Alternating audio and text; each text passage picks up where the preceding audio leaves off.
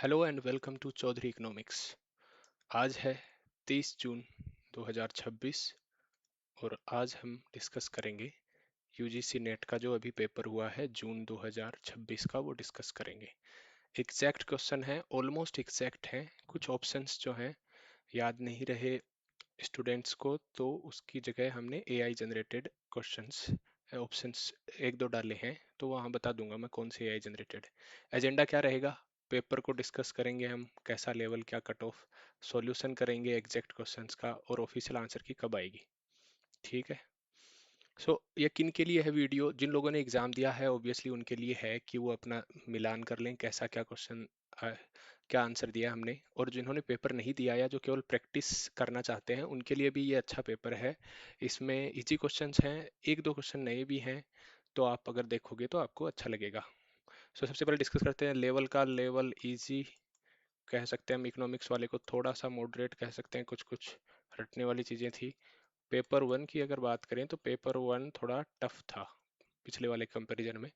अगर cut off की बात करें तो ऑलमोस्ट सेम या -4 या 6, -2-3 क्वेश्चन कर लो, पिछली वाला बहुत हाई गया था। तो मुझे लग रहा है सिमिलर ही कट ऑफ रहेगी क्योंकि इजी है पेपर। एक ऑफिशियल आंसर की कब आएगी? ऑफिशियल आंसर की 7 से 10 दिन में आ जाएगी, क्योंकि ये लास्ट दिन है पेपर का। तो 7 से 10 दिन में ऑफिशियल आंसर की आ जाएगी, तब हम बात करेंगे। ठीक है, स्टार्ट करते हैं। हाँ, सम ऑप्शंस आर एआई जनरेटेड।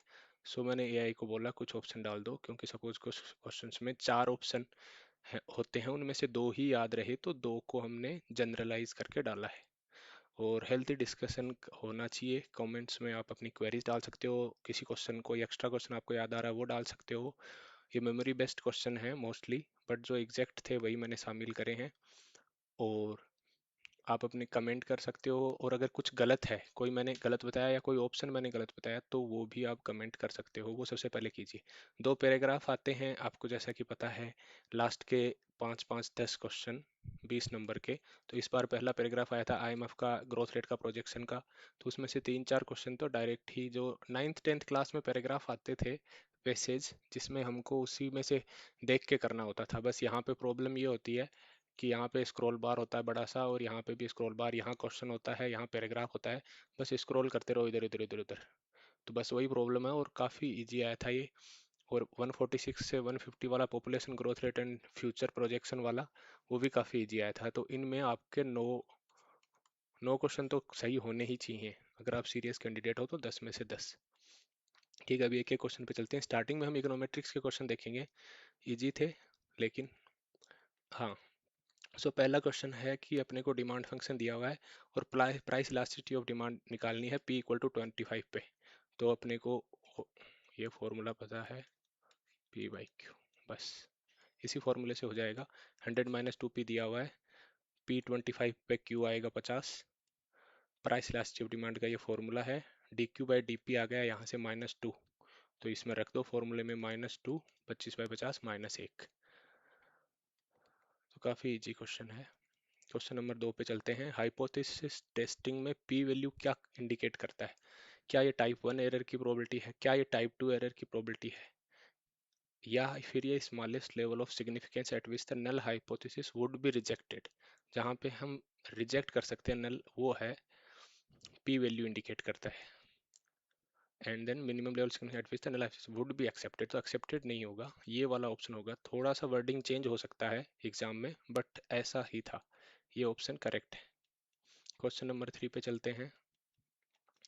हाँ, ए आर दिया हुआ था और एम आर निकालना है। अपने को पता है स्लोप ट्वाइस होता है, तो सीधा कर दो 15 - 2Q। ऐसे नहीं करना है, तो आ जाओ सिस्टमेटिक कर लेते हैं। एवरेज रेवेन्यू इतना दिया हुआ, टोटल रेवेन्यू अपने को पता है एवरेज रेवेन्यू इनटू क्वांटिटी, ये आ गया टोटल रेवेन्यू।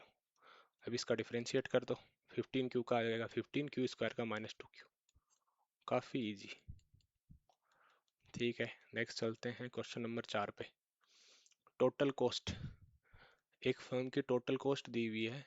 ये मैं एआई से बना के लाया हूँ पीडीएफ, जल्दी बन गया, सो माइंड मत कीजिएगा। हम्म सो हाँ, टोटल कॉस्ट दिया हुआ है और हमको वो वाला आउटपुट चाहिए जहाँ पे एवरेज कॉस्ट और मार्जिनल कॉस्ट दोनों बराबर हो। तो क्या करेंगे हम, एवरेज कॉस्ट और मार्जिनल कॉस्ट निकाल के बराबर रख देंगे। ये टोटल कॉस्ट है, थोड़ा सा जूम कर लेता हूँ। हाँ, ये टोटल कॉस्ट है। एवरेज कॉस्ट के लिए क्या करते हैं, क्यू से डिवाइड करते हैं तो क्या आ जाएगा, Q square minus 12 Q by 60, ये आ गया इजीली। मार्जिनल कॉस्ट के लिए इसको डिफ्रेंशिएट करते हैं तो 3 क्यू स्क्वायर 24 क्यू, ये 2 इधर जाएगा। इसको अगर क्यू पर डिफ्रेंशिएट करेंगे, 3 Q square minus 12 × 2 Q plus 60। अब इनको इक्वेट कर देंगे, एसी और एमसी अपने को बराबर चाहिए तो इन दोनों को इक्वेट कर देंगे। 3 क्यू स्क्वायर, इधर 2 क्यू स्क्वायर बचा, इधर -12 क्यू बचा, 60 उड़ गया, तो क्यू इक्वल टू या तो 0 आएगा या 6 आएगा, तो अपना आंसर हो जाएगा output can not be 0, Q equal to 6। ये भी इजी है। फिर गिग इकोनॉमी का कुछ था कि गिग इकोनॉमी क्यों चर्चा में आ रही है। उसमें था, ये इस टाइप के ऑप्शन थे, आई थिंक एक आधा कोई ऑप्शन है वो एआई जनरेटेड है, बाकी लोग है ना वर्क फ्रॉम होम कर रहे हैं। ये वाला ऑप्शन था rapid expansion of digital platform, कि भाई ऑनलाइन बिजनेस एक्सपेंड कर रहे हैं और फॉर्मल एम्प्लॉयमेंट का ग्रोथ हो रहा है, ये नहीं है, ये नहीं है। तो मेन यही है कि ऑनलाइन बिजनेस ग्रो कर रहे हैं। इसमें शायद मल्टीपल अगर करेक्ट होगा तो कुछ चेंज आ सकता है, पर एग्जैक्ट ऑप्शन नहीं पता। ये दो ऑप्शन एग्जैक्ट थे, तो इनमें से ये ज़्यादा रिलायबल, अगर केवल ये मल्टीपल करेक्ट नहीं है, गिग इकोनॉमी का केवल डायरेक्ट पूछा है, तो ये होगा कि ऑनलाइन बिजनेस ग्रो कर रहे हैं और लोग घर बैठे चीज़ें मंगवा रहे हैं। फिर आया थोड़ा सा अच्छा क्वेश्चन मैथमेटिकल इकोनॉमिक्स का, इसका डेरिवेशन करना है 3 बार। पहले करो तो आया एफ डेस एक्स आ गया, फिर उसका करेंगे तो एफ डबल डेस एक्स, और फिर तीसरी बार एफ ट्रिपल डेस एक्स। पहले तो ये क्वेश्चन रूल से u बाई वी जो होता है उससे किया, या आप u इंटू वी से भी कर सकते हो, इसको x इंटू 1/1 + x भी मान सकते हो। तो इसका सिंपल सा है, नीचे वाले का स्क्वायर कर दो, फिर v v का square v D U minus U D V. तो ऐसे करोगे आप तो 1/1 + x² आ जाएगा। फिर और आसान हो जाएगा ये, क्योंकि x भाग गया ना ऊपर से, केवल नीचे वाला आइटम। सेकंड डेरिवेटिव में सिंपल हम जो करते हैं x⁻² का करते हैं x3/3,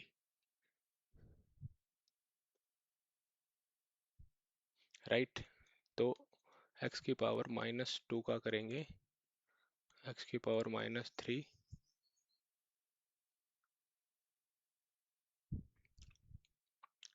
कौन सा रूल लगाया है इसमें, हाँ -2 आगे आ जाएगा ना।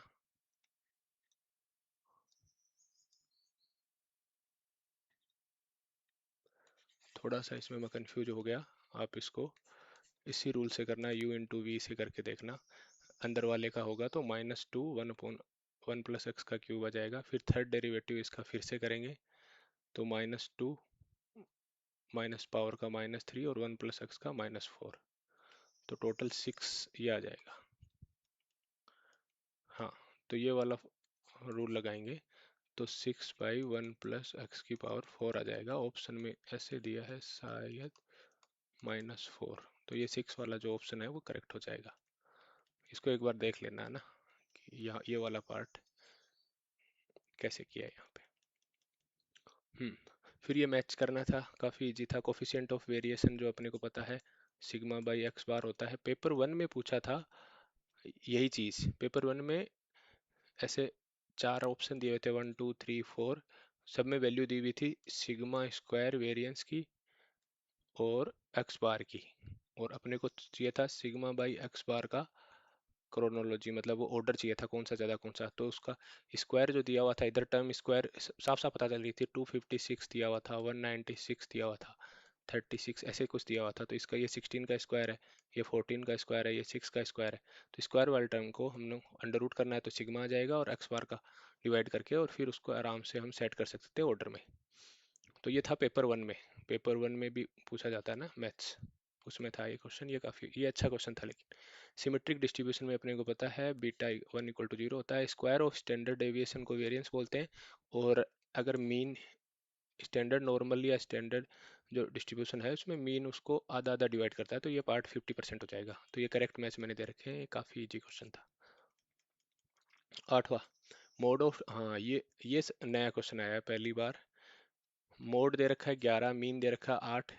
जिसने पेपर नहीं दिया वो ये क्वेश्चन करके देखें जरूर। Sum of the first and third quartile is 22 and their difference is 8। तो कोफिशिएंट ऑफ स्क्यूनेस पूछा है अपने को। सो सबसे पहले तो अपने को पता है Q1 plus Q three is equal to Q1 plus Q three equal to 22 और Q1 minus Q three equal to 8। इन दोनों को कनेक्ट, दोनों को जोड़ देंगे तो 2Q1 30। आई थिंक ये होगा Q3 माइनस Q1 होगा। तो क्योंकि डिफरेंस करेंगे तो Q3 क्वार्टाइल थर्ड बड़ा होगा ना, Q3 minus Q1 equal to 8। दोनों को जोड़ेंगे तो ये कट जाएंगे। 2Q3 इक्वल टू 30, तो Q3 आ जाएगा 15, तो Q1 आ जाएगा इससे 8 कम तो 7। तो यही इसने निकाला है, Q3 Q1 निकाला है। और फिर मोड निकालना है, मीडियन निकालना है अपने को मोड दिया हुआ है, मीन दिया हुआ है। तो ये 9 आ जाएगा median. Mode equal to 3 median minus 2 mean से। फिर ये है कोफिशिएंट ऑफ स्क्यूनेस का। इस पे जनरली क्वेश्चन आता नहीं है, तो ये आपको याद नहीं होगा, तो ये क्वेश्चन नहीं होगा। इसमें Q3 डालना है, Q1 डालना है, इन दोनों का योग। वैसे Q3 Q1 अलग से निकालने की जरूरत थी नहीं, ये AI ने जानबूझ के अलग से निकाला है। Q3 माइनस Q1 अपने को दिया हुआ था 8। तो यहाँ सीधा 15 7 लिखने की, 15 माइनस 7 लिखने की कोई जरूरत नहीं है, 22 लिखो, 8 लिखो, माइनस 2 इंटू, और ये जो 9 निकला ये लिखो। तो 0.5 आना चाहिए। सो इसमें ओनली ए करेक्ट हो जाएगा। What is the necessary condition for applying OLS method to estimate a simultaneous equation model.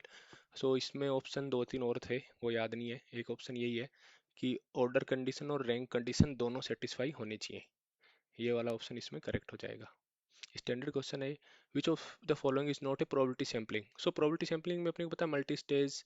अब ये एरिया, डबल स्पॉट, ये थोड़े नए नाम हैं, तो इनके बारे में देख लेते हैं। किस किस मल्टी स्टेज में प्रोबेबिलिटी सैम्पलिंग होता है, सक्सेसिव स्टेज एक के बाद एक में करते हैं। डबल सैम्पलिंग या टू फेज सैम्पलिंग जिसको बोलते हैं, two stages of data collection, तो इसमें भी प्रोबेबिलिटी की यूज हो सकती है। एरिया सैम्पलिंग में क्लस्टर सैम्पलिंग, ज्योग्राफिकल एरिया के बेसिस पे सैम्पलिंग यूनिट, तो उसमें भी प्रोबेबिलिटी हो सकती है। लेकिन स्पॉट सैम्पलिंग में एक प्रोबेबिलिटी सैम्पलिंग मेथड नहीं है, और ये कन्वीनियंस बेस्ड है कि हमारे पास जितना इजी स्पॉट पड़ता है वहाँ से हम सैम्पलिंग उठाने जाते हैं, तो ये स्पॉट सैम्पलिंग हो जाएगा जो नॉन प्रोबेबिलिटी सैम्पलिंग है। अब लेबर फोर्स सर्वे में इन्होंने डेफिनेशन पूछी है कि मेन मार्जिनल वर्कर की क्या डेफिनेशन है। तो बाकी 3 ऑप्शन थे, लेकिन एक ये था less than 6 months, less than 3 months, less than 9 month, ऐसे कुछ था ऑप्शन। तो लेस देन 6 मंथ्स वाला हो जाएगा इसमें। फिर है ओलिगोपोली सॉल्यूशन में जो चैम्बरलिन ने जो सॉल्यूशन दिया वो किससे सिमिलर था। तो ये क्वेश्चन आपको बताना है कि स्वीजी से सिमिलर था, स्टेकलबर्ग से, कुर्नो से, या होरोविच होरोविच से सिमिलर था। तो इसका आंसर आपको बताना है 12 का। तो कमेंट्स में आप डालना 12, और इसका आंसर 1 हुआ तो पोल स्वीजी, और थोड़ा एक्सप्लेनेशन ये डाल के बताओ। वैसे मैं पिन कमेंट में डाल दूंगा, और इस पूरे वीडियो में जो भी एडिट होगा या जो भी आप लोग कमेंट करेंगे उसके बेसिस पे मैं पिन कमेंट में और भी इनहेंस्ड जो भी इसमें चेंज होगा वो पिन कमेंट में डाल दूंगा। तो पिन कमेंट जरूर देखें। और ये PDF अगर चाहिए तो टेलीग्राम चैनल पे अवेलेबल हो सकता है, आप Chaudhary economics Telegram channel join कर लेना, जो कि डिस्क्रिप्शन में मिल जाएगा। अब ये मैट्रिक्स मल्टीप्लिकेशन का क्वेश्चन है, लेकिन ये मैट्रिक्स मल्टीप्लिकेशन क्या 9वीं क्लास में आता नहीं है, वरना तो 9वीं वाले भी कर देंगे इसको। तो ये अपने को पता है मैट्रिक्स है, रो 3 है, कॉलम 2 है, 3 into 2 की। इसमें रो 2 है, कॉलम 1 है। मल्टीप्लिकेशन करते हैं मैट्रिक्स के तो 2 2 भाग जाता है, 3 into 1 बचता है। मल्टीप्लिकेशन कैसे करते हैं, 1 3 का 5 9 से, 1 into 5 प्लस 3 into 9, 5 12 17। सिमिलरली 2 2 8 का 5 9 से, तो ये देखो 2 8 का 5 से और 9 से मल्टीप्लाई करके जोड़ा है, तो ये आ गया 82। सिमिलरली 4 0 का 5 9 से, 0 9 0 हो जाएगा, 4 5 हो जाएगा 20। तो ये अपनी मैट्रिक्स आ गई 3 into 1 की। काफ़ी इजी है। विच of the following statement represents a difference between growth rate. अब हेरेड डोमर के ग्रोथ रेट का मेन डिफरेंस क्या है। सो इसके ऑप्शंस ज़्यादा मिले नहीं कि क्या ऑप्शन दिए हुए थे, कुछ बड़े ऑप्शन थे। तो हेरेड ने ये AI जनरेटेड ऑप्शन है, क्वेश्चन एकदम सही है। ऑप्शन मिले नहीं, तो ये एआई जनरेटेड ऑप्शन है। तो एआई ने वो खुद से बोला है कि हेरेड जो है वो जोर देता है वारंटेड ग्रोथ रेट पे, और डोमर जो है वो जोर देता है डुअल रोल ऑफ इन्वेस्टमेंट पे। तो ये एक बार इन ऑप्शन पे मत जाना, ठीक है। इस क्वेश्चन में क्वेश्चन सही है, ऑप्शन अगर आएंगे तो हम और मैं अपडेट कर दूंगा इसको।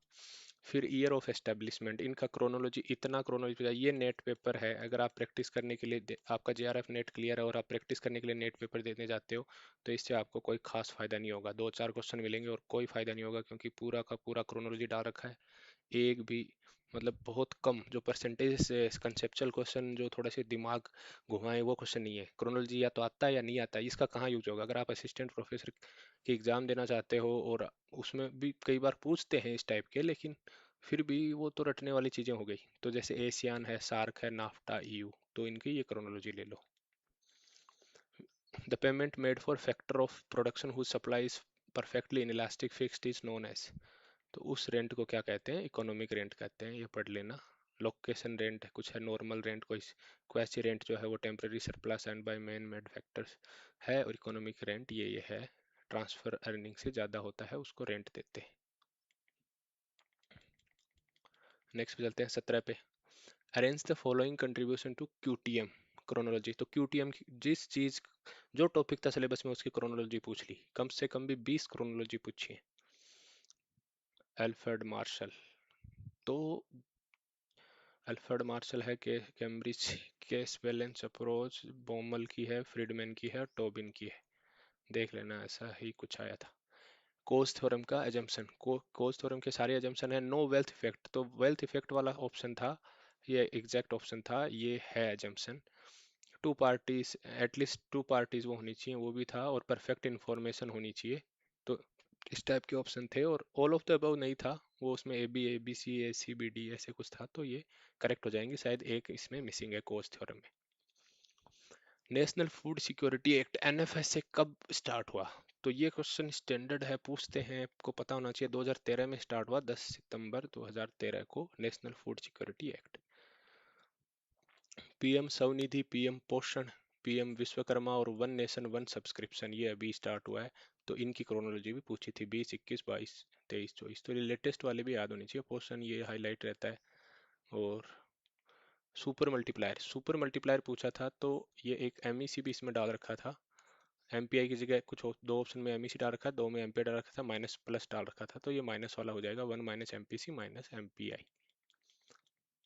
विच of the following is not a component of high powered money? High powered money या रिजर्व मनी या मॉनेटरी बेस, तो इसके ऑप्शन दे रखे, करेंसी हेल्ड बाय पब्लिक ये है, required reserve maintain by commercial bank with central bank ये है, नहीं है पूछा है ना। Excess reserve maintain by commercial bank with central bank ये है। करेंसी हेल्ड बाय फॉरेनर्स, तो फॉरेनर्स से कोई रिलेशन नहीं है हाई पावर्ड मनी का, तो ये फोर्थ इनकरेक्ट हो जाएगा, या अगर करेक्ट पूछा है तो ए बी सी करेक्ट हो जाएगा। विच of the following is not a component use in calculation of H D I? So H D I में कंपोनेंट अगर तीन की बात करें अपने पास, तो लाइफ एक्सपेक्टेंसी एट बर्थ है, लिटरेसी रेट है, पर कैपिटा इनकम जीएनआई है, ये इन्फेंट मोर्टेलिटी रेट ये इसमें नहीं है, ये उसमें है दूसरे में, पीक्यूएलआई में है। ये जो पीक्यूएलआई की क्रिटिसिज्म थी कि आप तो मोर्टेलिटी और लाइफ एक्सपेक्टेंसी बर्थ दोनों यूज कर रहे हो, और दोनों है ना कुछ इनका कोरिलेशन है, तो ज़्यादा कुछ इन्फॉर्मेशन आ नहीं रही है, दो कंपोनेंट क्यों यूज़ कर रहे हो। तो इन्होंने फिर एच में इन्फेंट मोर्टेलिटी रेट को हटा दिया था, तो ये नहीं आएगा। तो ये भी इजी क्वेश्चन है। नेक्स्ट पे चलते हैं 24 में। इसमें है फॉलोइंग कंजम्पशन हाइपोथेसिस को क्रोनोलॉजी, तो क्रोनोलॉजी फिर ये टॉपिक देखा और क्रोनोलॉजी डाल दी। लाइफ साइकिल है, रिलेटिव इनकम है, रेचेट इफेक्ट, परमानेंट इनकम, तो ये शायद सही दिए होंगे एआई ने। Arrange the following chairperson of finance commission India chronological order list latest, हाँ भाई ये एकदम सही है। नियोग्य पूछा था, ब्रह्मानंद रेड्डी, साल्वे और पानगरिया। तो पानगरिया अपने को पता है कि लेटेस्ट है, सुना हुआ सबका। बाकी ये वंथ, फर्स्ट, सिक्स्थ, नाइन्थ और 16th, नियोग्य, रेड्डी, ये हो गई इनकी क्रोनोलॉजी। पता नहीं इतनी क्रोनोलॉजी किसको याद रहती है। ये आया था हेट्रोस्केडास्टिसिटी का कौन सा टेस्ट नहीं है, तो अपने को पता है हेटेरो, तो जी जी वाले तो दोनों हैं। फिर ये पार्क टेस्ट थोड़ा नया है, सुना हुआ कम लग रहा है, ये कौन सा है पता नहीं। फिर डर्बिन वाटसन का अपने को पता है, डर्बिन वाटसन का इसका नहीं है। डर्बिन वाटसन तो ऑटो कोरिलेशन, सीरियल कोरिलेशन उनसे रिलेटेड है, तो ये इजी हो जाएगा fourth. Which of the following is not a component of capital receipts in the government budget? So इसमें टैक्स रेवेन्यू और non tax revenue capital receipts के पार्ट नहीं होंगे, ये किसके पार्ट होंगे, दूसरी वाली के होंगे, रेवेन्यू रिसीट्स के। स्मॉल सेविंग और ये उसके पार्ट होंगे, तो इसमें किस हिसाब से ऑप्शन थे, फर्स्ट एंड सेकंड करेक्ट हो जाएगा 27 में। नेक्स्ट चलते हैं 28, what is the range of price elasticity of demand, बोलो थे, बात बताओ, कर लियो बात। ये है 11th क्लास का क्वेश्चन, जीरो से इनफाइनाइट हो जाएगी। एब्सोल्यूट वैल्यू की बात करें, टीओटी में अगर डिटेरियोरेट होती है तो क्या नहीं होता है, इकोनॉमिक ग्रोथ से कोई रिलेशन डायरेक्ट ऐसा है नहीं। बाकी ऑप्शन हो सकता है, ये वाला तो सही ऐसा ही था, इसमें से कुछ ऑप्शन ये शायद ये एआई जनरेटेड है, लेकिन जो आंसर है इसका मेरे हिसाब से इकोनॉमिक ग्रोथ से कोई रिलेशन नहीं है डायरेक्ट टर्म्स ऑफ ट्रेड के डिटोरिएशन का।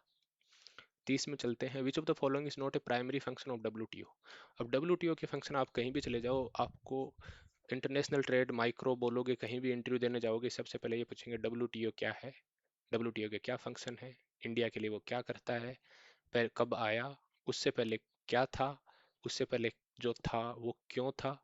तो डब्ल्यूटीओ से इम्पोर्टेंट कुछ भी नहीं है इकोनॉमिक्स वालों का, अगर बात करें तो क्वेश्चन पक्का आएगा और इंटरव्यू में जाओगे वहां भी आएगा। Reviewing the trade policies in member countries, हाँ भाई करता है। सेटलिंग इंटरनेशनल ट्रेड डिस्प्यूट्स, हाँ इंटरनेशनल ट्रेड ट्रेड बैरियर्स कम करता है। तो ये ऑप्शन शायद ऐसे ही हैं, इनके वर्डिंग अलग अलग हो सकते हैं।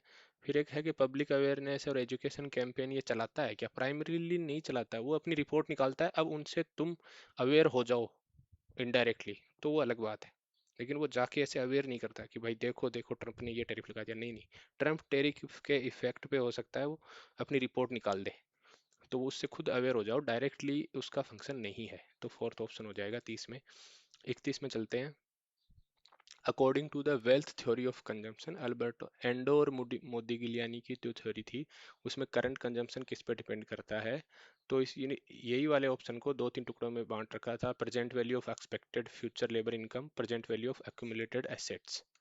करंट इनकम पे नहीं, only expected future income only pay नहीं करता। सो इसके दो तीन ऑप्शन काट के बना रखे थे, तो ये सिंपल क्वेश्चन आ गया। फिर 32 वाला चलते हैं, हाँ, two variable linear regression model में which of the following test can be use to assess the goodness of fitness of fitting of regression model अगर हम चेक करते हैं तो एफ और टी टेस्ट यूज करते हैं। एफ टेस्ट ओवरऑल सिग्निफिकेंस और T test sample regression, only one explanatory variable का टी टेस्ट यूज करते हैं। आई थिंक टू के लिए पूछा है तो ये कंफ्यूज हो गया, एफ ही होना चाहिए। Chi square goodness of fit frequency distribution linear regression के लिए यूज नहीं होता काई स्क्वायर, एक बार बताना इसमें लीनियर लिखा हुआ था क्या। सो एफ टेस्ट तो पक्का है, टी में थोड़ा डाउट है, और Z test use the F testing under large sample for but not as a standard. हाँ जेड, जेड का पता नहीं, जेड का पता नहीं, तो इसका बताना, पहले तो ये बताना इसकी वर्डिंग एग्जैक्ट क्या थी और फिर इनके आंसर बताना, ये मेरे को सही नहीं लग रहा। 32 में, 33 में आ जाते हैं, which component of demand for money represents the major point of departure between classical and Keynesian theories of demand for money. सबसे ज्यादा अलग चीज क्या थी क्लासिकल में, केन्सियन में, जो क्लासिकल से नया अपडेट जो केन्स लेके आया उसमें डिमांड फॉर मनी में एक मेजर चीज उसने क्या ऐड करी, और वो ऐड करी स्पेकुलेटिव डिमांड फॉर मनी। ठीक है, क्लासिकल ने बोला मीडियम ऑफ एक्सचेंज होता है, ट्रांजेक्शन मोटिव होता है मेनली, और इसने स्पेकुलेटिव मोटिव इंट्रोड्यूस करा। विच of the following statements about gender budgeting in India is correct. तो जेंडर बजटिंग से रिलेटेड आया था क्वेश्चन कि जेंडर बजटिंग क्या अलग से बजट आता है, क्या महिलाओं के लिए ही आता है, क्या डिस्क्रिमिनेशन के लिए आता है। तो इसका I think gender equality women empowerment इससे रिलेशन था, तो ये वाला एक ऑप्शन था वो सही हो जाएगा। जनरल नॉलेज कैसे क्वेश्चन है, अब cobweb model, over investment theory, multiplier accelerator, Paul Samuelson सबको पता है, psychological theory of business, AC Pigou. So ये मैचिंग का प्रोपोनेंट्स थ्योरी और उनके प्रोपोनेंट्स, मैचिंग ये आई थी या ईयर आया था पता नहीं, पर ये मैचिंग का आया था question. Following statements about product line expansion path is are correct, passes through the origin when all factors of production are variable। Incorrect हो गया, इनकरेक्ट ही पूछा है ना, तो ये तो इनकरेक्ट हो गया। not necessarily pass through the origin, it passes through origin only when specified special assumption about homothetic, कुछ एजम्पशन होने पे ही पास करती है। One factor is held constant, the product line is parallel to the axis representing that factor, तो ये सही, ये करेक्ट ऑप्शन है। और product line is always downward sloping from left to right, तो always not downward sloping, upward sloping होती है। So is the least cost. अब ये वाला ऑप्शन शायद एआई जनरेटेड है, तो तीन ऑप्शन याद रहे, उनमें से फर्स्ट एंड थ्री गलत हैं, तो अगर गलत पूछा है तो ये हो जाएंगे। Which of the following represents the normal level of capacity utilisation for a firm, अगर वो रिजर्व कैपेसिटी, एक्सेस कैपेसिटी, ये पता नहीं क्या ऑप्शन है, ये नहीं पता। तीन ऑप्शन ये थे, और ऑप्टिमल कैपेसिटी की ऑप्टिमाइज, फर्म अपना ऑप्टिमाइज करे। एक्सेस, रिजर्व नहीं, उसके पास बची हुई एक्सेस, लेकिन उससे उसको फायदा नहीं हो रहा, तो वो नहीं करेगी ना, वो उसके लिए नॉर्मल नहीं है। तो नॉर्मल ये है कि ऑप्टिमम लेवल पे वो करे। Arrange the following oligopoly model in chronology, फिर से आगे क्रोनोलॉजी भाई। क्रोनो, बर्ट्रांड, यहाँ पे 2 नंबर पे आता है बर्ट्रैंड, फिर एजवर्थ, फिर चैम्बरलिन, फिर स्टेकलबर्ग आता है, और नेक्स्ट तो ब्यूटीफुल माइंड सबसे लेटेस्ट है। ठीक है, नेक्स्ट चलते हैं, फिस्कल एफआरबीएम एक्ट। सो इसमें ये डायरेक्ट ऐसे क्वेश्चन नहीं था, इसमें तीन चार ऑप्शन थे, और इसमें इनकरेक्ट शायद पूछा था, इनकरेक्ट पूछा था। एक सेकेंड। और पहला ऑप्शन ये दे रखा था कि एफआरबीएम एक्ट जो है वो ट्रेड पॉलिसी से रिलेटेड है, फॉरेन ट्रेड पॉलिसी, तो ऐसा कुछ नहीं है, वो रिलेटेड है fiscal discipline and budget management से रिलेटेड। तो पहला ऑप्शन इनकरेक्ट हो जाता, बाकी ऑप्शन नहीं पता, कुछ कुछ था कौन से ऑप्शन करेक्ट हैं, तो ये एआई ने ऐसे क्वेश्चन बना दिया, बाकी एग्जाम में ऐसे नहीं आया था। आईएस कर्व अगर रिलेटिवली इनइलास्टिक यानी स्टीप, यानी ऐसे खड़ा हो जाए ना, ऑलमोस्ट ऐसे आईएस कर्व बन जाए ऐसे वाला, तो क्या होगा? फिस्कल पॉलिसी ज़्यादा इफेक्टिव होगी, या फिस्कल पॉलिसी लेस इफेक्टिव होगी, मॉनेटरी पॉलिसी लेस या monetary policy more?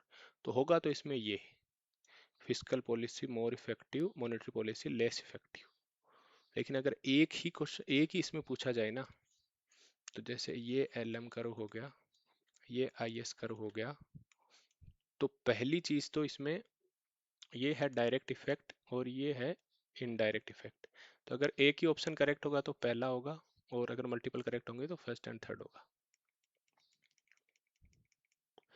Arrange the following rural development programmes इन chronological order. So community development programme आया था दादा के जन्म से पहले, इंटीग्रेटेड रूरल डेवलपमेंट प्रोग्राम ये आए थे एंड में, फिर जवाहर रोजगार योजना जस्ट 89 में, और फिर एमजी नरेगा आपको पता है 2006, और इसका नाम शायद 2009-10 के आसपास चेंज हो गया। तो ये क्रोनोलॉजी हो गई, कम्युनिटी सबसे पहले, फिर आईआरडीपी, फिर जवाहर रोजगार, फिर एमजी नरेगा। 42 में चलते हैं, विच of the following is not an application of indifference करो। सो इंडिफरेंस करो की एप्लीकेशन के लिए चार ऑप्शन आए थे, एक इंडेक्स नंबर से रिलेटेड था, एक कंज्यूमर की टेस्ट प्रेफरेंस चेंज से रिलेटेड था, एक था टैक्सेस और कुछ सब्सिडी से रिलेटेड, और एक ट्रेड बैरियर से रिलेटेड। सो सब जगह यूज कर सकते हैं, आई थिंक इसका ये ही एआई ने दिया है, और यही सही लग रहा है। कंज्यूमर की टेस्ट एंड प्रेफरेंस जो है उनको एनालाइज नहीं करता है, क्योंकि इंडिफरेंस कर्व एनालिसिस में हम एज्यूम करते हैं कि वो टेस्ट प्रेफरेंस कांस्टेंट है। तो एक बार बताना कमेंट करके कि एग्जैक्ट यही ऑप्शन था क्या, और यही आंसर होना चाहिए ना। 43 में चलते हैं, हाइपोथेसिस टेस्टिंग स्टेप। हाँ, तो कुछ टेस्टिंग स्टेप्स आए थे, याद नहीं रहे क्या क्या था, कि पहले कौन सा आएगा, सबसे पहले हम सैंपल कलेक्ट करेंगे, या सबसे पहले मॉडल डिफाइन करेंगे, मैथमेटिकल मॉडल बनाएंगे, इकोनोमेट्रिक मॉडल बनाएंगे, ऐसा कुछ था 43 में। इतना गैप कैसे आ गया पीडीएफ में? 44 में चलते हैं, विच of the following economics have chaired expert committee और कमेटी। सो पॉवर्टी पे काम किस किस ने किया है, ये आया था, तो अलग जी ने किया है, तेंदुलकर और रंगराजन तो सबको पता है, ये दो कमेटी, तो बस सचिन तेंदुलकर नहीं बोलना है, इंटरव्यू में अगर तेंदुलकर के रिलेटेड आए तो सचिन तेंदुलकर मत बोल देना, अलग। और ये है एलू आलिया, एलू आलिया ने किस पे काम किया था? अर्बन डेवलपमेंट से रिलेटेड था, ठीक है, तो ये नहीं है, यही वाला एलू वालिया दिया हुआ था ना, तो 1 2 3 correct. Who propounded theory of comparative advantage? अब देखो ये क्वेश्चन आ गया, कंपैरेटिव एडवांटेज किसने दिया था? किसी को पता है तो बताना भाई, मेरे को नहीं पता। विच of the following is component of countries forex. हाँ, फॉरेक्स का क्या क्या कंपोनेंट है? फॉरेन करेंसी एसेट्स, या एसेट था या करेंसी तक था, याद नहीं। गोल्ड था, गोल्ड होगा। Foreign currency held by commercial bank, और foreign currency and securities held by cooperative banks. So ये बोल रहा है कि फर्स्ट एंड सेकंड करेक्ट है। Central bank in India, Reserve Bank of India है, उसके फॉरेक्स रिजर्व में क्या क्या आते हैं? फॉरेन करेंसी एसेट आते हैं, गोल्ड रिजर्व आते हैं, स्पेशल ड्राइंग राइट्स आते हैं, रिजर्व ट्रांच पोजीशन आईएमएफ वाली, ये आते हैं। बाकी ये चीज़ें फॉरेक्स रिजर्व के पार्ट नहीं है। Arrange the following trade cycle theories models इन chronological order earliest to latest based on their. So Hicks, Samuelson, Goodwin और कोबवेब मॉडल। तो सबसे पहले ये क्या सही बता रहा है ना, कोबवेब है। सैमुअलसन का तो सही लग रहा है, हिक्स हाँ, और गुडविन का सबसे लेटेस्ट। सो ये क्रोनोलॉजी हो जाएगी। प्रधानमंत्री, अभी एक बार फिर से क्रोनोलॉजी आ गई। प्रधानमंत्री फसल बीमा योजना, ये मोदी जी ने आते ही काम करना स्टार्ट कर दिया था 2 साल में ही। फिर ये स्वयं प्रभा टीवी वाला स्टार्ट हुआ है। अटल रोजगार प्रोत्साहन योजना, ये उसके बाद। प्रधानमंत्री जनजाति जनमन है ये है जनमन,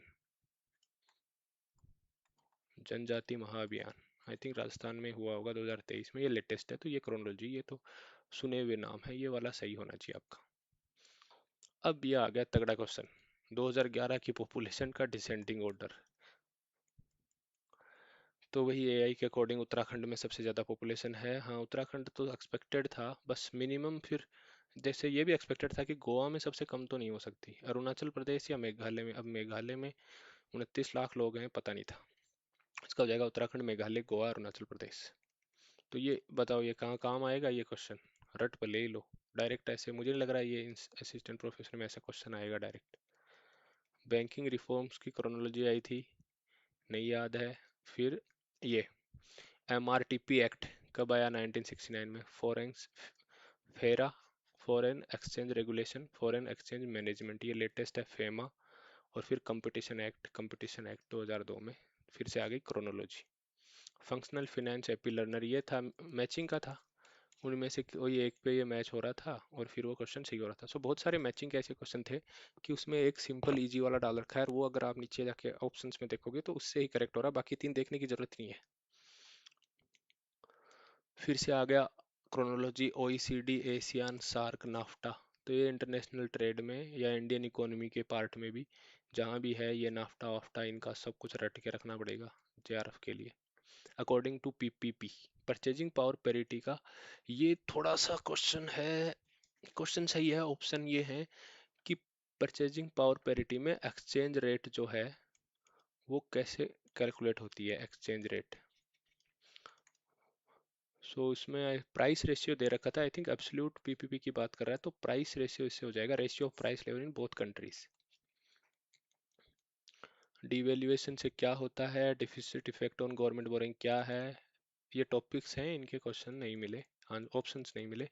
विच of the following is not an assumption of monopolistic competition. तो मोनोपोलिस्टिक कंपटीशन का एक ये था, एग्जैक्ट ये लिखा हुआ था, जैसे फोर्थ ऑप्शन है ना, ये नहीं था। फोर्थ ऑप्शन ऐसे लिखा हुआ था, products are not differentiated. So वो एजम्पशन नहीं है, products are differentiated. Products homogeneous identical नहीं होते, थोड़ा डिफरेंशिएशन होता है, और वही उसकी मेन चीज़ और वही डाल रखी है 57 में। 58 में चलते हैं। फिर से आगे क्रोनोलॉजी आपको पता है, एब्सोल्यूट एडवांटेज एडम स्मिथ का सबसे पहले, फिर रिकार्डो साहब, और फिर फैक्टर इंडोमेंट और opportunity cost Haberler. Classical theory of employment, money wage और रियल वेज में क्या है? तो ये पहले दो ऑप्शन एग्जाम में एज इट इज थे, real wage and money wage are inversely नहीं था यार, इनडायरेक्टली, इनडायरेक्टली रिलेटेड, कि इनडायरेक्टली रिलेटेड है, डायरेक्टली नहीं है। और दूसरा ऑप्शन था real wage and money wages are directly and proportionately related. So इसमें ये ऑप्शन सही हो जाएगा दूसरा, ये ऑप्शन सही हो जाएगा। कैसे? क्लासिकल तो ये बोलते हैं real veg W by P, तो हो गया ना प्रोपोर्शनल। अगर यहाँ पे एक इंटरसेप्ट टर्म होता तो ये प्रोपोर्शनल नहीं होता। प्रोपोर्शनल का मतलब है ओरिजिन से जाएगा, चाहे ऐसे जाओ ऐसे जाओ ऐसे जाओ, तो ओरिजिन से तभी जाएगा जब इंटरसेप्ट ना हो। अब ये मैचिंग का दे रखा था, फोर्थ मैचिंग याद नहीं है। फर्स्ट ऑर्डर कंडीशन से क्या मिलता है अपने को? डेरिवेटिव मिलता है, स्लोप मिलता है, यहाँ डेरिवेटिव था शायद, डेरिवेटिव। सेकंड ऑर्डर कंडीशन से क्या मिलता है? मैक्सिमा और मिनिमा मिलता है। मैट्रिक्स सॉल्यूशन किसका होता है? इनपुट आउटपुट मॉडल का। तो एक ये इनमें से कोई भी मिल जाए, काफी इजी था ये। 60 क्वेश्चन पे आ गए हम।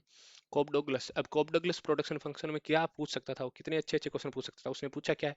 कोप डगलस प्रोडक्शन फंक्शन में ए क्या है? ए टेक्नोलॉजी पैरामीटर है, एफिशिएंसी पैरामीटर है, टोटल फैक्टर प्रोडक्टिविटी है। तो इनमें से शायद ये एफिशिएंसी पैरामीटर ये ऑप्शन में था, तो ये सही हो जाएगा। ठीक है भाई, कोप डगलस का तो काफी अच्छा क्वेश्चन पूछ लिया, काफी इजी पूछ लिया। किंग डिमांड करो में ओलिगोपोली में किंग जो है वो किंग क्या है? प्राइस रिजिडिटी को दिखाती है या क्वांटिटी रिजिडिटी? क्या फिक्स है? तो अपने को पता है ऐसे, जो किंग में यहाँ के ऐसे थोड़ा सा स्लोप चेंज होगा, तो वो बताता है प्राइस रिजिडिटी। प्राइस ऊपर नहीं जाता, प्राइस बढ़ाओगे तो तुम अकेले को बढ़ाना पड़ेगा, कम करोगे तो सब कम कर लेंगे। तो ये है प्राइस रिजिडिटी। यही था आई थिंक, दो ऑप्शन एआई जनरेटेड हैं। फिर आते हैं 63 में, उन्नत भारत अभियान। अब उन्नत भारत अभियान किससे रिलेटेड था? उन्नत भारत अभियान था promoting rural development through higher education institution. Unnat Bharat अभियान जो था मिनिस्ट्री ऑफ एजुकेशन ने चलाया था। फिर आया था चार, दो स्कीम और थी, वो याद नहीं है। फंड ऑफ फंड्स किसके लिए है? स्टार्टअप इंडिया के लिए है। और PLI product linked incentive scheme किसके लिए है? आत्मनिर्भर भारत, बूस्टिंग डोमेस्टिक मैन्युफैक्चरिंग। तो इनमें से ये मैच कर दोगे तो हो जाएगा। फिर था 65 का factor intensity reversal. Essential rule क्या है? क्या हो जाए कि हिक्सर ओलिन में फैक्टर इंटेंसिटी रिवर्सल ना हो? To rule out factor intensity reversal, what should be the essential assumption? Assumption क्या है? Factor intensities remain the same in both countries at all factor price ratios. ये assumption है। Option AI generated है, question एकदम सही है। According to James Tobin, how does the portfolio balance approach differ from John Maynard case? सो इस type का question था, exact wording ये नहीं है कि लिक्विडिटी प्रेफरेंस थ्योरम जो टोबिन की पोर्टफोलियो अप्रोच है वो उसने नया करा केन्स से, ये क्वेश्चन था। तो टोबिन ने क्या करा? उसने ये बताया कि मनी और बॉन्ड रिस्क और रिटर्न के हिसाब से, इंटरेस्ट रेट के हिसाब से, एक्सपेक्टेशन के हिसाब से वो दोनों में रख सकता है। केन्स ने बोला या तो मनी रखेगा या वो बॉन्ड रखेगा। तो टोबिन ने बोला दोनों को रख सकता है वो एक्सपेक्टेशन के हिसाब से। तो इसके ऑप्शन जो थे थोड़े कंफ्यूजिंग थे, ऑप्शन एग्जैक्टली याद नहीं है, क्वेश्चन एकदम इस ऐसा ही है। और यही पूछना चाह रहा था, which of the following sectors are included in estimation of national income? अब नेशनल इनकम में क्या एग्रीकल्चर और एलाइड एक्टिविटीज ऐड होती हैं? जी हाँ। क्या माइनिंग, माइनिंग था, एक्वायरिंग नहीं था। क्या माइनिंग होता है ऑर्गेनाइज्ड मैन्युफैक्चरिंग और अनऑर्गेनाइज्ड तो सब होता है अनऑर्गेनाइज्ड। अब आप बोलते होगे कि अनऑर्गेनाइज्ड मैन्युफैक्चरिंग कैसे होता है? कोई प्रॉक्सी यूज करते हैं, कहीं ना कहीं से जाके करते हैं वो लोग। जैसे ऑर्गेनाइज सेक्टर में तो उनके पास पूरा डेटा आ जाता है, सर्वे का सब आ जाता है। अनऑर्गेनाइज में क्या करते हैं? जाके सर्वे करते हैं कहीं ना कहीं, कोई किसी एक वेरिएबल के लिए कोई दूसरी प्रॉक्सी यूज करते हैं, एक्स्ट्रापोलेट करते हैं, कुछ भी करके इसको यूज करते हैं। तो इसमें ए बी सी डी चार ऑप्शन हो जाएंगे। अभी क्रोनोलॉजी पूछ रखी थी फिर से, पेरेटो की और डाल्टन की, बर्गसन सैमुअल्सन की और कैल्डर हिक्स की। तो ये हो जाएगी क्रोनोलॉजी। 68 में आ गए। According to the classical theory an increase in money supply, money supply से क्या होता है क्लासिकल में? Only increase in general price level. ये क्वेश्चन दो बार घुमा के पूछ लिया, एक वेज रेट वाले में भी पूछ लिया, उसमें भी यही है, रियल वेज और money wage, increase in general price level. तो रियल आउटपुट और एम्प्लॉयमेंट पे कोई असर नहीं पड़ेगा, ये सिंपल सी बात है। फिर पेपर वन में क्या दिया हुआ था? हाँ वो मैं बता रहा था ना, sigma by x bar coefficient of variation निकालना था, वो दिया था पेपर वन में। एक सीरीज भी थी ऐसे 7 9 11 15, और यहाँ पे क्वेश्चन मार्क था। तो इस टाइप की सीरीज एग्जैक्ट याद नहीं है। इस टाइप की सीरीज को सॉल्व करने के लिए क्या, फर्स्ट डिफरेंस लिया करो, यहाँ से फर्स्ट डिफरेंस 4 4 2, ऐसे कुछ फर्स्ट डिफरेंस लोगे ना, इस इन दो का यहाँ तक। अगर ये दोनों मैच मैच कर गए, इसका मतलब तो ये एपी है ना, अरिथमेटिक प्रोग्रेशन है ना। तो 4 4 का अगर डिफरेंस है तो अगला 19 हो जाएगा। यहाँ भी मैच नहीं करे तो सेकंड डिफरेंस, फिर से इन डिफरेंस का डिफरेंस लो। यहाँ भी सब सब सेम आ गए, तो फिर इसमें भी 4 जोड़ दो, यहाँ अगर 3 था और यहाँ पे 4 आ गया तो यहाँ 7 जोड़ दो, फिर 15 में 7 जुड़ जाएगा। तो ये ट्रिक होती है। और क्वेश्चन पेपर 1 के मैथमेटिकल क्वेश्चन थोड़े थोड़े हार्ड थे पेपर 2 के बजाय। Okay, so I am back, I am back, हम भी बोल सकते हैं आई एम बैक। ओके, अगर यहाँ तक जुड़े हो तो थैंक यू, कमेंट करके ज़रूर बताना, काफ़ी मेहनत लगती है। Thank you so much.